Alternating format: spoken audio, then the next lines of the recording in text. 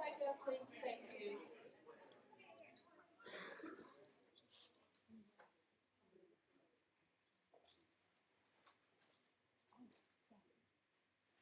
Thank you very much for attending today's Network for Change event. My name is Charlotte Taylor and I am the Deputy Director for the Marshall Centre for Infectious Diseases. The University of Western Australia acknowledges that its campus is situated in Noongar land and that Noongar people remain the spiritual and cultural custodians of their land and continue to practice their values, languages, beliefs and knowledge. We also have a large number of special guests today, and I'd like to acknowledge those. We have with us the Honourable Roger Cook, MLA, Deputy Premier, Minister of Health and Mental Health, Senator Louise Pratt, Senator for Western Australia, Mr Matt Keogh, MP, Member of Burt, Western Australia, the Honourable Catherine Esser Doust, MLC, the Honourable Martin Aldridge, MLC, Professor Michael Burnt, Pro Vice-Chancellor, Faculty of Health Sciences at Curtin University, and a variety of other distinguished speakers who will be introduced to you as the program advances. And I'd also like to thank all the other distinguished guests and ladies and gentlemen that comprise our audience today. So thank you very much for coming. So to put ourselves in a little bit of a frame of mind about what this event is about and why the Marshall Centre has held it, I'd like to just go back a step and tell you a little bit about who we are. So the Marshall Centre was created by Dr Barry Marshall and Professor Jeff Shellam after the award of the 2005 Nobel Prize to Drs Barry Marshall and Robin Warren. The Centre has evolved over the intervening years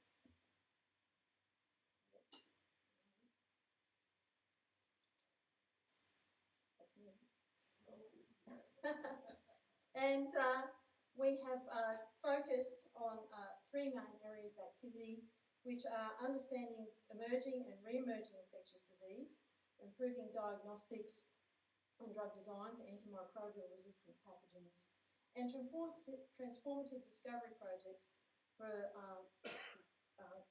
complicated chronic infections. The re-emergence of untreatable infectious disease is a modern phenomenon. The discovery of antibiotics and widespread vaccination programs have reduced the rates of morbidity and mortality due to infectious diseases to below that of cancer and chronic metabolic disease.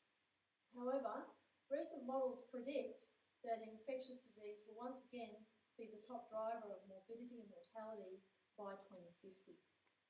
The reasons are complex and are a result of increasing human population, movements of people and goods globally, the emergence of new infectious disease not previously seen before, and re-emergence of old infections that are now no longer responding to vaccination or antibiotics. Because of this complex problem, it requires a multifaceted approach led by government, industry and academics to create and also implement an effective response to this challenge. So today's inaugural Networking for Change event is geared to provide our invited guests with an opportunity to network across the boundaries of government, universities and the private industry and discuss creative ways of networking together. So please take this opportunity to meet and greet and to use this event as a springboard to new and fruitful networking opportunities. Thank you very much. I'll now hand you over to our Master of Ceremony for today, Professor Jonathan Ledger.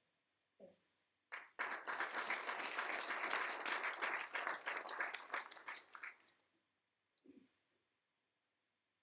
Thanks, Charlene, and thanks to the Marshall Centre for the honour of being the MC today.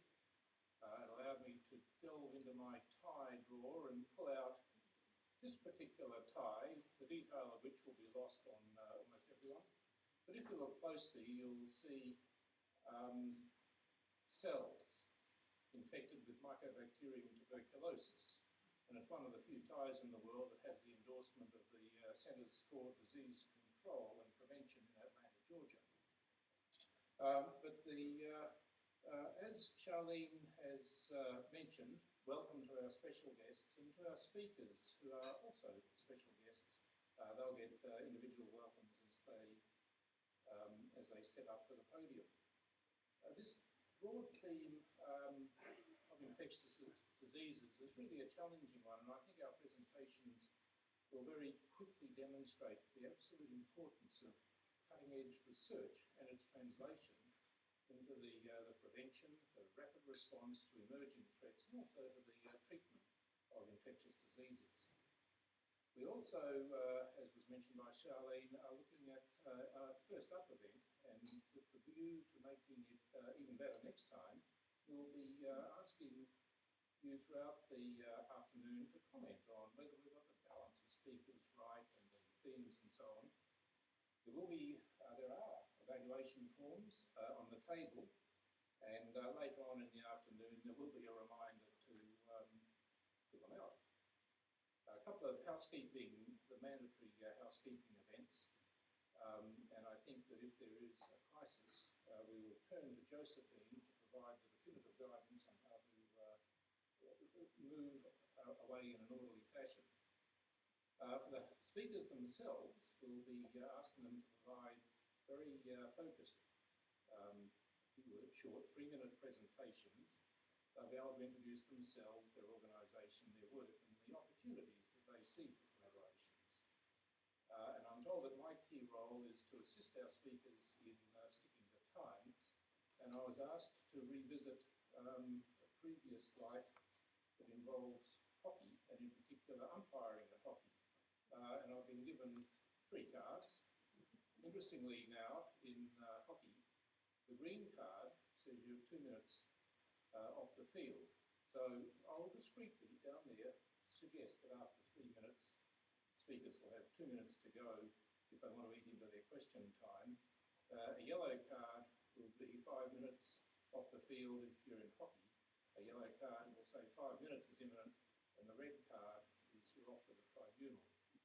Anyway, I'll try and be discreet, but really I'm sorry I've been asked to keep an eye on time just to make sure that we can get through the presentations, but also leave lots of time, as you'll find in the program, for networking. Now, in front of you, you'll see a coloured card, square. If you look around the room, you'll see coloured balloons, and so at the after the networking event, there'll be a change, and you're asked to match up the disc in front of you with the balloons on the table elsewhere. And it's really just an attempt by the centre to stimulate interchange amongst the guests here today. You'll also find in your gift bags a box with a very special pen in it. The one end of the pen is the traditional end, a twist of the tip, and it will produce something with which to write. But at the other end of the pen, you'll be able to unscrew a cap, and if I remember correctly, it reveals a micro USB port. If you pull that end off, there's the regular size USB port. If you put that into a device, you'll be able to get the program and the presentations. And I assume there'll be lots of space for your own downloaded notes later. So that's a special gift from Linear Clinical Research, who have been a terrific sponsor of today's event, and we're very grateful to them. Now, out in the foyer, there is a bowl into which you're invited to put a business card. And those business cards will be used to present a door prize later on in the afternoon. And the last time I looked, there were 2 cards. I resisted the temptation to take the other person's card out. And I'll remain committed to that. Now, I'd also like to welcome today a group of work experience students from Ashdale Secondary College. They're accompanied by teachers Lisa Aitken and Alexandra Meyer. So these students will be involved in photography, media and communications throughout the day, and we'd be delighted for you to make them feel welcome. Our aim here, our goal, is to make the afternoon's events as interactive as possible, and you'll be able to get involved by asking questions. The Ashdale Secondary College students will help facilitate this by bringing you a microphone during the time we have for question and answer. Also, they're there to help you, if you do require help, to post questions on the live Twitter feed. Now, I can't see beyond my nose, even with these glasses, and I can't be sure whether or not the details about the Twitter feed are up there. But the Twitter handle for today's event is hashtag N4Change, big N, numeric 4, and big C change, all one word. And I understand a couple of students have got iPads, and they'll be able to sit over there, over in the corner there, an iPad, and if you would like to put a question via Twitter, then and can't do it with your phone, then invite a student to help you. So what is the incentive? Well, the incentive is that by engaging in today's event, you might be one of 5 lucky winners of coffee and admin vouchers for the best questions and comments posted on Twitter. And again, these vouchers have been donated by our sponsors, Linear Clinical Research. Anyway, enough of me. I'd like now to invite the Honourable Roger Cook, Deputy Premier, Minister for Health and Mental Health, to officially open the event. Roger.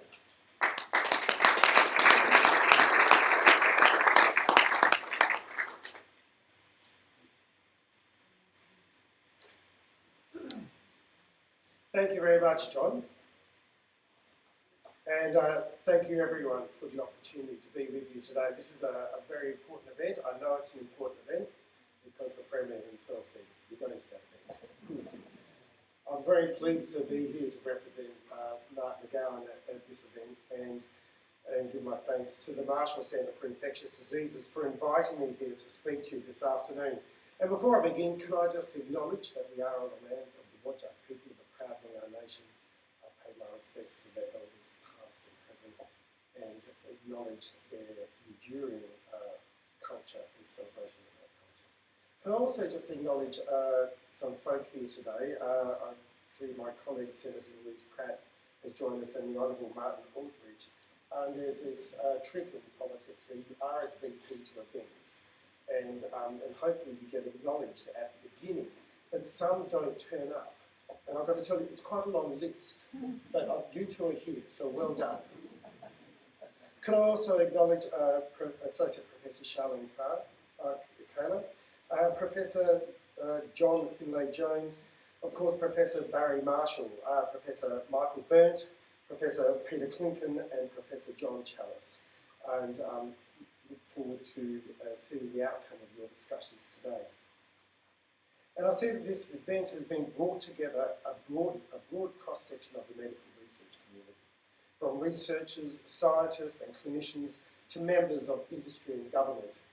But what I find most encouraging about this afternoon's gathering is that you have come here to network and to explore new opportunities for innovation and collaboration. We in the government recognise the value in this and the potential breakthroughs that can be made when people from different fields of endeavour join forces. Only last week I had the opportunity to see firsthand an innovative new device born of just such an alliance. Experts in breast cancer surgery, pathology and engineering joined forces to develop a medical imaging tool that helps surgeons narrow the margin of error when performing breast cancer surgery. Their groundbreaking invention, which is now being commercialised right here in Western Australia, has the potential to improve the safety and reliability of breast-preserving surgery for breast cancer patients worldwide. It's a fantastic result for individuals involved, for WA, and most importantly, for breast cancer patients. And the McGowan Labor government is committed to putting patients first, because it is now time to look beyond bricks and mortar and focus on the actual delivery of healthcare to the people. We are committed to building a sustainable, world-class health system. We will drive innovation, integration and culture change. Innovation will drive different ways of delivering healthcare, such as medi-hotels. Integration will see the breaking down of silos between primary, secondary and tertiary care to urgent care clinics. And we need culture change by utilising system-wide programs such as patient opinion to drive responsive and transparent health system. A sustainable health review will be conducted to guide future investment in the WA health system so that we can deliver affordable, integrated services which leverage new technology, new patient pathways and current investment in healthcare. We are committed to establishing a $1 billion fund to drive medical research and innovation, which will include a cancer research plan for the next decade. The plan will be informed by wide community consultation, drawing input from cancer patients and carers, scholars, researchers and other key cancer stakeholders. It will not only strengthen our focus on cancer research and treatments, but help us attract and retain top-class cancer clinicians and researchers. An innovation and research hub will be developed at the Royal Perth Hospital Precinct as part of the redevelopment of the hospital. The hub will provide a collaborative working space for new and established digital research companies who will be encouraged to support and develop and commercialise innovative hospital services using existing facilities. And incentives for corporate and philanthropic contributions for health and medical research. The state government will be working hard to back local innovation and to stem the loss of talented scientists and researchers from WA. We want up-and-coming scientists and researchers to know that their work is highly valued and that they can have a career in the field and remain in the state. We want scientific leaders to come to WA to continue their work and attract others to work with them in our state. We see innovation and collaboration as the hallmarks of a vibrant research sector and indeed a robust and sustainable health system, which is why they feature strongly in our plan for health and medical research in our state. The key centrepiece of our research and innovation plan, however, will be the creation of a secure resource of research funding in the form of the Future Health Research and Innovation Fund. The HRIF will provide two streams of funding, a medical research stream that will fund researchers to pursue research activities, a medical innovation and commercialisation stream that will back new and innovative ways of delivering health services.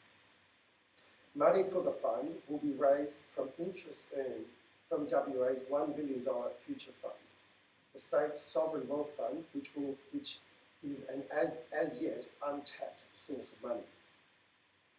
With the current balance at around $1.1 billion and annual royalties, top-ups and interest, it will provide ongoing funding for research in perpetuity.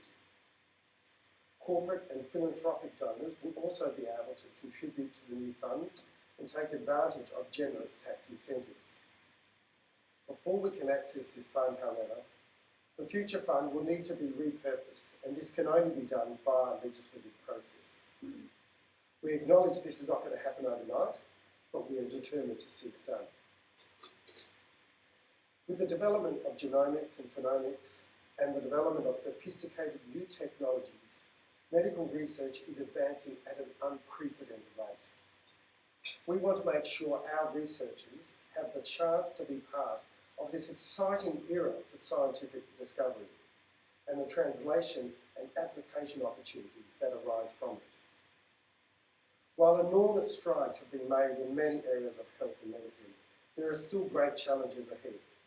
One of the most significant being the growing problem of antibiotic-resistant bacteria. These are global challenges, with WA being able to play its role in finding solutions for the many areas to which our research community can contribute.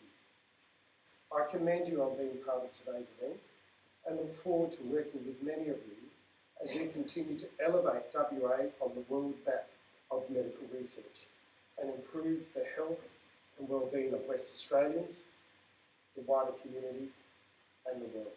Thank you very much.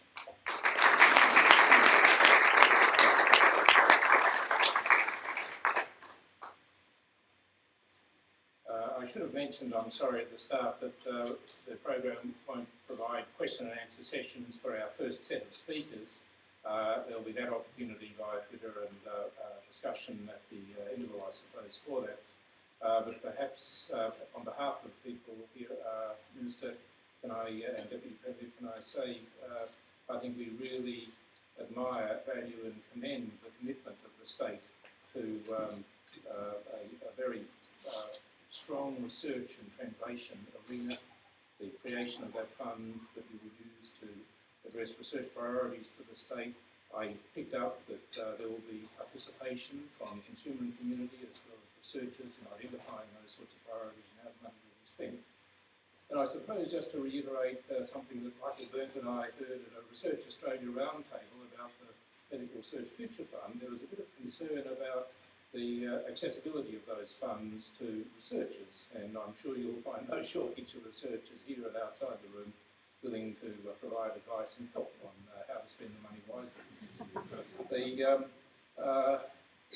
Speaking of wise people, it's my honour to introduce our next speaker, the Director of the Marshall Centre, unsurprisingly called Barry Marshall, our Nobel Laureate and Speaker Extraordinaire.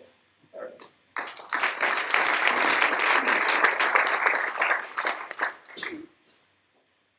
Thank you very much, John, and thank you, Minister, for those words. My speech is going to be rather short because you've covered most of the bases, most of the important things. I'm going to take some notes off my phone, and the issue is since I hurt my hand, I can't type very much, so when I have to work on a speech, I use the Apple Talk to speak into it, and then sometimes strange stuff comes out. So if you ever get a very weird text from me, perhaps with a pornographic word in it, you can blame Apple. So my thoughts relate to new technologies and investigators. So the demand, and I'm getting messages on my phone, excuse me. So I think about this a lot as I have been into China recently, and people are asking me to help set up a research centre here or there, or do some activity in China.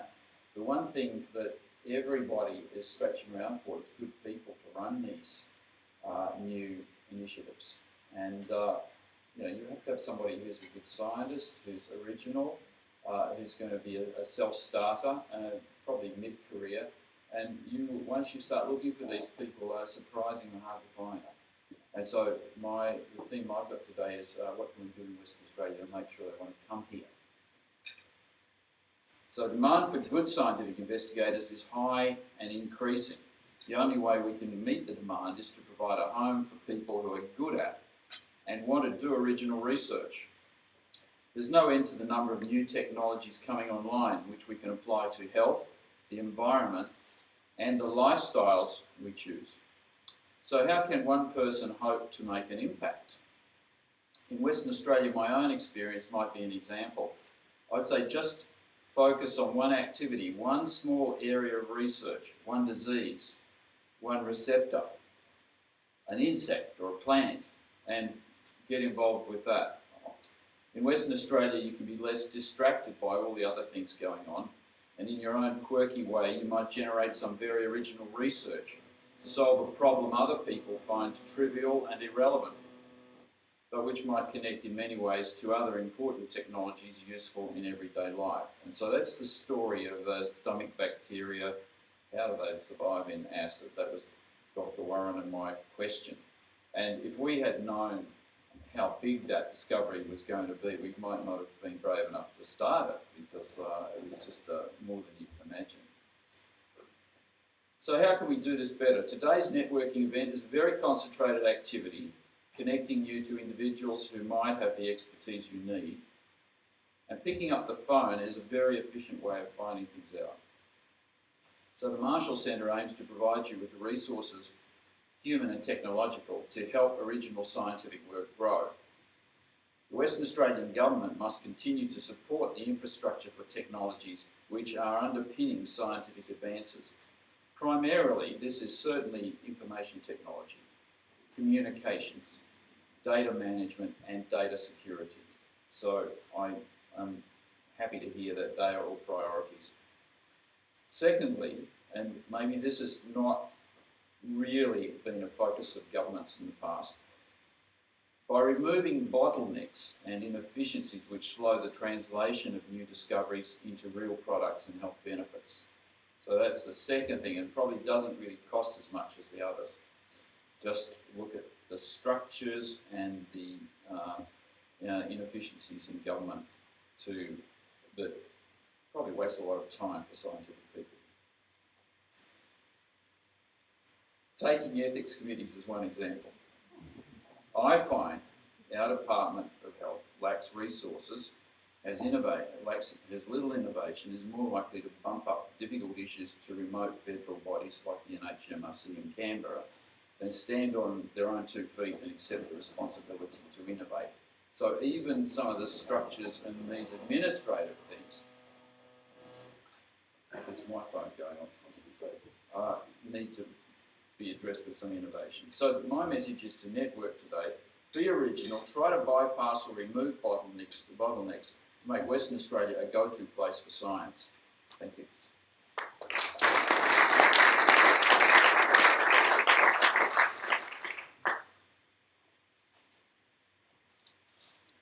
Thanks, Barry. I picked up early on in your talk you expressed concern about the side effects of predictive text on your phone, and it did remind me about an article that stemmed out of today's The Conversation, a daily newsletter putting together the expertise of all universities in Australia. Anyway, there was an article there by Professor Kate Burridge, who's a professor of linguistics at Monash, and she was talking about, amongst other things, mondegreens.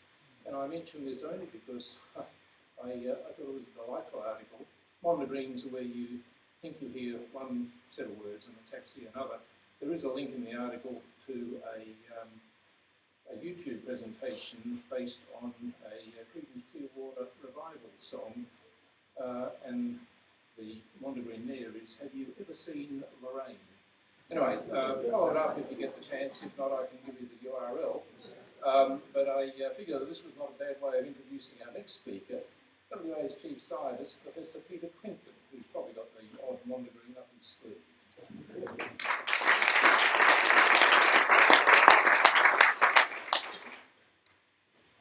I'm going to be, that's the funniest intro I've ever had.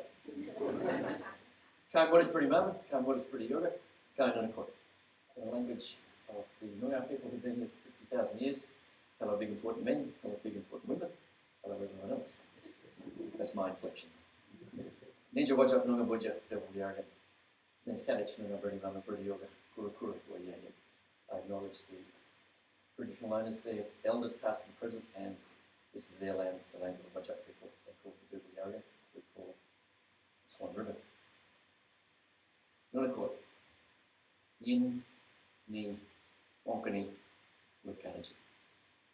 So today, every one of you, sit, listen, talk, and learn. That's the wisdom of the Aboriginal people, and it's the wisdom that is very, very important for you today. What a great opportunity to mix so many disparate groups together in one room, to network, to exchange information, to share, to learn, and to move this state forward. Can I echo the sentiments of the Minister of Health and Deputy Premier? This is a wonderful opportunity for Western Australia right now. We thank you for your support, Roger. It's really wonderful. This is a seminal moment, I believe, in this state. And my pitch today, because I've got 1 minute 37 seconds to go according to yes, I haven't got the red card yet, this is good. My pitch today is to unlock our biodiversity.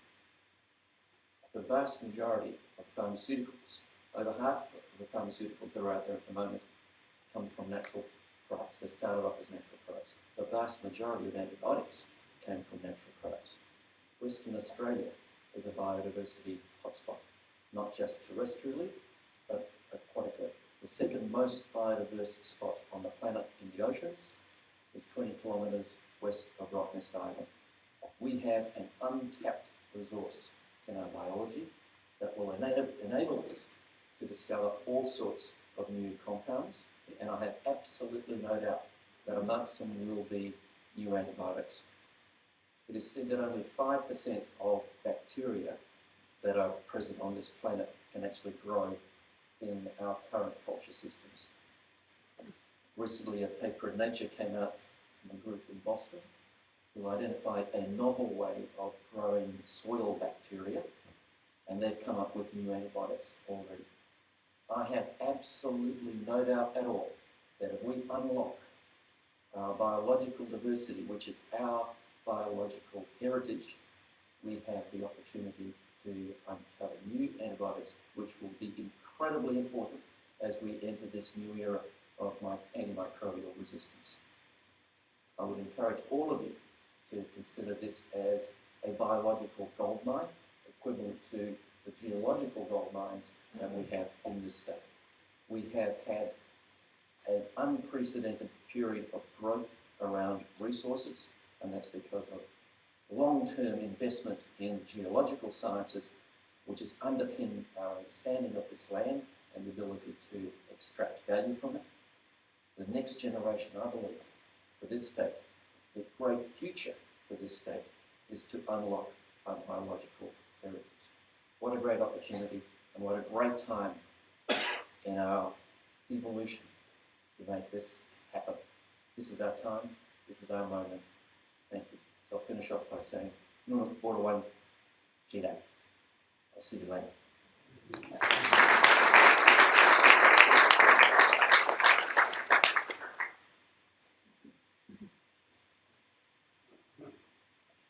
Thanks, Peter, for those uplifting words. But also, at the very start, you mentioned those principles that might come from Aboriginal culture of coming together. The notion of meeting, talking, listening, learning, and as a result of our networking, taking out of that the opportunities to collaborate. I think you've captured the fundamental aim of the exercise in just those 4 words. Perhaps tell us how those 4 words have been applied to the WA Health Translation Network. Can I ask Professor John Challis, the Executive Director of WHTN, just tell us about it, or other things you might think are equally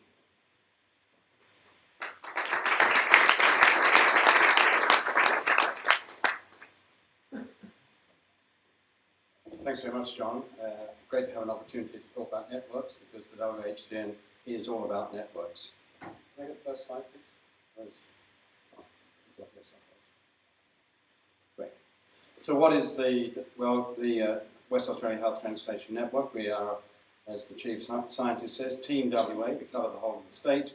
We bring together all 5 universities, 6 medical research institutes, 5 health service boards and their associated hospitals, 2 private healthcare providers, St John of God and Ramsay Health, the Department of Health and the Office of the Chief Scientist. We have a number of associate members, the Health Consumers Council, the WA Aboriginal Health Council, the WA Primary Health Alliance. And while all the partners contribute financially and mentally to the development of the network, our principal supporters have undoubtedly been WA Health and Lottery West. Next slide, please. The objectives of the WHTN are really quite straightforward. Firstly, to integrate to Western Australia. An example of that is the Science on the Swan conference that we started with Michael Byrne 3 years ago, ready to generate and raise profile of health and medical research here in WA. Secondly, to enhance the translation of outcomes of health and medical research in WA into evidence-based practice, policy and innovation opportunities. And of course, translation is not just a linear pathway, it's also to take questions that arise in a clinical care setting and bring those back so that they inform new research, both basic research and new clinical research. And then thirdly, to achieve national recognition of what I'll call Team WA as an Australian Advanced Health Research Translation Centre.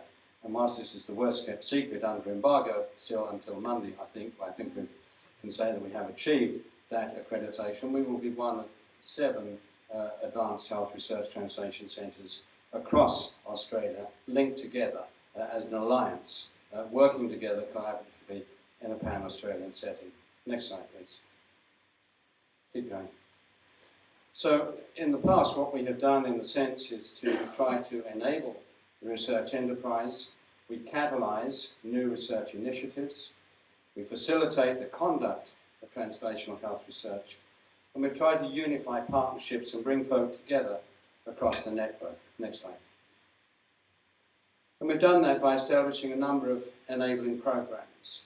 Our research education and training program that's supported by WA Health is an online accessible program. For example, some 400 people now are accredited in good clinical practice, and we're now moving that program into its next iteration. Our clinical trials network, sorry, technical things here. Our clinical trials network that's been set up with Chris Reed at Curtin University, with massive investment from Curtin University and again from WA Health, will provide a resource that will allow clinical trialists to access information in the conduct of clinical trials across the state. Our Consumer Community Health Research Network, again with funding now from Lottery West, enabling us to put community advocates into every one of our different healthcare institutions to bring consumers and community members into the health research enterprise. Our Phenomics Network being set up at Murdoch University, and I hope soon moving into the the research space at the Fiona Stanley Hospital, which will be a key entry point for us into precision medicine. And our research governance and ethics processes, Barry, we're really trying very hard, I hope, to up and to decrease that paperwork that you were talking about. Next slide, please. Going forward, I see us proactively becoming an entity that will fund research, that will work with the government, with the minister, with the state funding, by bringing researchers together to form collaborative research teams to be able to go out and seek opportunities.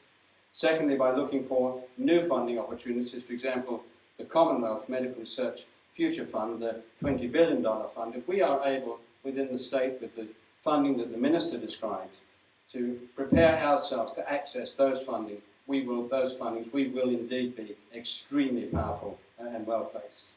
And thirdly, through collaborative funding, for example, from Lottery West and the Premier Science Fellowship Program in Phenomics, coming together through the governance structure that brings everyone together collectively, collaboratively, through the network. And the final slide, please. So, proactively, the role really I see of WHTN is to spark a change in culture by converting what were silos into connecting teams of investigators, by creating a culture that underpins the way that we conduct health and medical research in Western Australia. Thank you very much.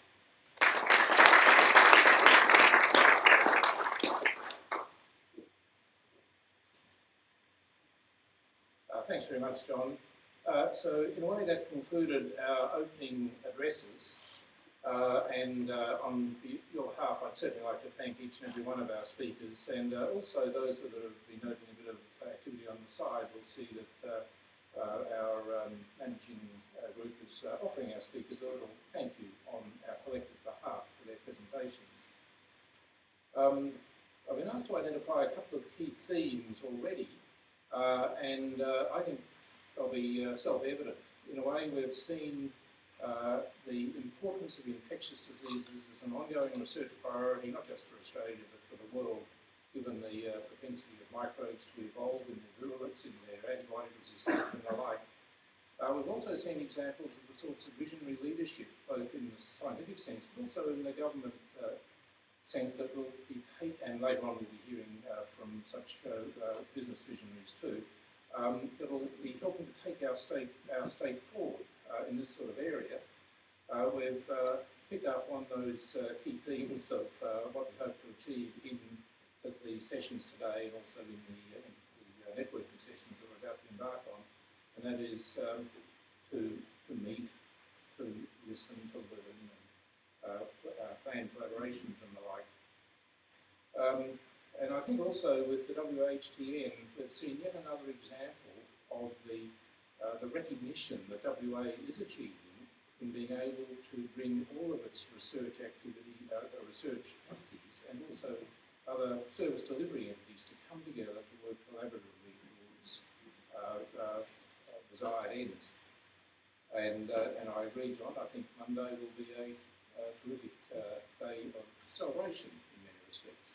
Anyway, we're about to embark on the first of 3 networking breaks. There'll be tea and coffee available. There's various refreshments on the table. There'll be some tea and coffee over in the corner.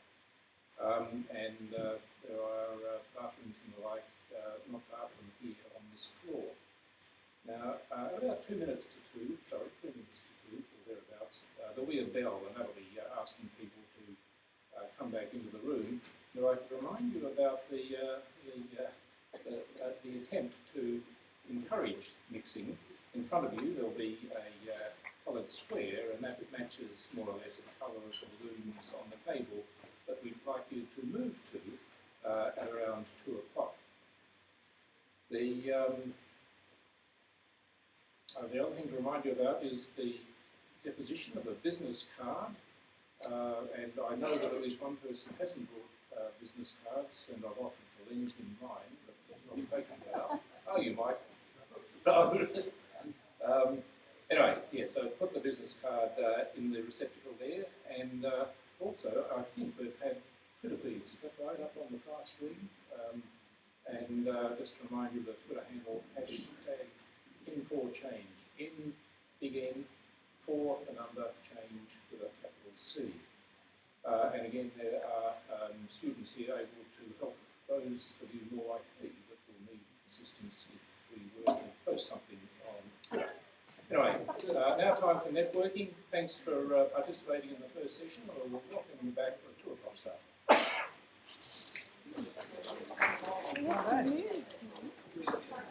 Upsticks. Don't get knocked over on the rock.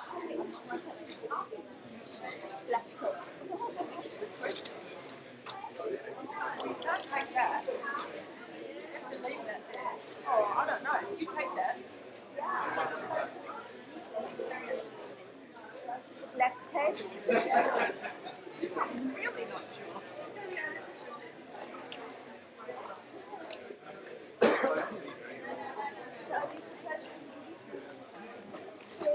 I have to say, I just don't know what to do.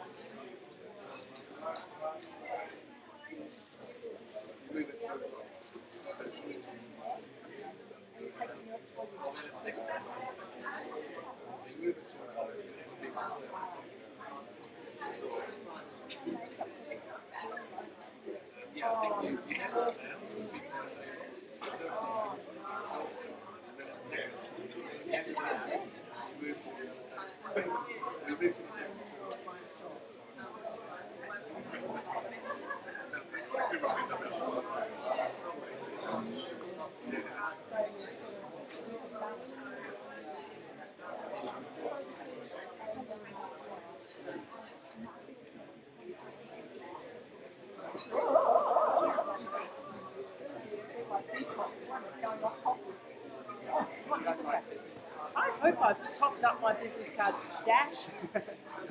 I'll be sad if I haven't. There's this card.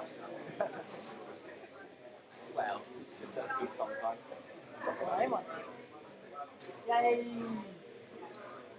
Thank you.